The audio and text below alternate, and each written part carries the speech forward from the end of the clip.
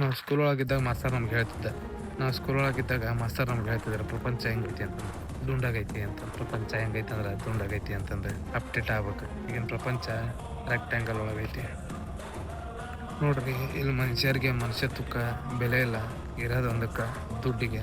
ಒಂದು ವಿಚಾರ ಮಾಡ್ರಿ, ದುಡ್ಡಿದ್ರೆ ನಾವು ಕೂಳುಗರಾಗಲಿ ಗಿಡ್ಡಕರಾಗಲಿ ಎಂತನಾರ ಇರಲಿ, ಅವನ ತಾವು ದುಡ್ಡು ಐತೆ ಅಂತ ಅಂದ್ರೆ ಎಂಥ ಬಾಡಿ ಬಿಲ್ಡ್ರ್ ಅದ್ರ ಬಂದು ಸಲ ಮಾಡಿತಾನೆ ಅಂದಾರ್ರಿ.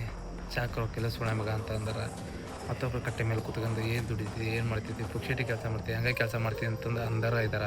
ಈ ಚಾ ಕುಡಿಯೋಕ್ರೋ ಕೆಲಸ ಒಳ ಮಗ ಹಿಂಗಂತಾರೆ ನೋಡ್ರಿ.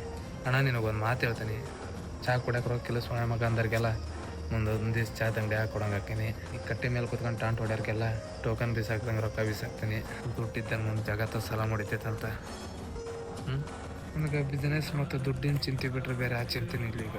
ನೋಡ್ರಿ, ಲೈಫ್ನಾಗ ರೊಕ್ಕ ಮಾಡಿ ಪ್ರಯತ್ನ ಪಡ್ರಿ. ಗಂಟಿದ್ರೆ ಗಲ್ಲಿಗೊಬ್ಬ ನೆಂಟ ಅಂತ ಅದಕ್ಕೆ ಹೇಳೋದು. ಗುರು ಅದಕ್ಕೆ ಹೇಳ್ದೆ, ಮೊನ್ನೆ ಒಂದು ಜಗಳ ಆಗತ್ತಿತ್ತು. ಅದ್ರಾಗ ಒಬ್ರು ದುಡ್ಡಿರೋ ಮನುಷ್ಯ ಬಂದ್ರೆ, ಗುರು ಅವರು ಜಗಳಾಡೋದು ಬಿಟ್ಟು ಹೆಂಗೆ ನಿಂತ್ಕೊಂಡಿದ್ರಂತೆ, ನಾಯಿ ನಿಂತಾಗ ನಿಂತಿದ್ರೆ. ಯಾಕೆ ದುಡ್ಡಿರೋ ಮನುಷ್ಯ ಮುಂದೆ ಬಂದ ಅಂತಂದೆ. ದುಡ್ಡಿರೋ ಮನುಷ್ಯ ಮುಂದೆ ಬಂದ ತಕ್ಷಣ ಸೈಲೆಂಟ್ ಆದ್ರೆ ಒಂದು ಇಬ್ಬರು ಜಗಳ ಆಡಕತ್ತಿದ್ರು ಅಷ್ಟೇ. ಯಾರೋ ಒಬ್ಬ ಮನುಷ್ಯ ದುಡ್ಡಿರೋ ಮನುಷ್ಯ ಬಂದು ನಿಂತ್ಕೊಂಡು ಅವೇನು 6 ಫೂಟ್ ಬೆಳೆದಿಲ್ಲ, 6 ಪ್ಯಾಕ್ ಬೆಳೆಸ್ಕೊಂಡಿಲ್ಲ. ಅದಕ್ಕೆ ಹೇಳೋದೆ, ಮೈಯಾಗ 6 ಪ್ಯಾಕ್ ಇದ್ರೆ ನಡೆಯಂಗಿಲ್ಲ, ಜೋಬ್ನಾಗ 6 ಲ್ಯಾಕ್ ಇರ್ಬೇಕಂತಂದು. ದುಡ್ಡಿಗೆಲ್ಲ ಬೆಲೆ ಐತಿ, ಎಲ್ಲರೂ ಬೆಲೆನೂ ಕೊಡ್ತಾರೆ. ನಾನು ಕಲ್ತಿರೋದು ಇಷ್ಟ, ದುಡ್ಡು ಇಲ್ಲ ಅಂದ್ರೆ ಇಲ್ಲಿ ನಾಯಿನೂ ಮರ್ಯಾದೆ ಕೊಡೋಂಗಿಲ್ಲ. ನಮ್ಮ ಜೀವನನ ಅರ್ಧ ಕಲ್ಸೋದು ದುಡ್ಡು, ನಮ್ಮ ಲೈಫ್ನ ಅರ್ಧ ಟರ್ನ್ ಮಾಡೋದು ದುಡ್ಡು. ಮನಿ ಸೇವ್ ಎವ್ರಿಥಿಂಗ್ ಅಂತ ಸುಮ್ಮನೆ ಹೇಳಂಗಿಲ್ಲ. ಇನ್ನೊಂದು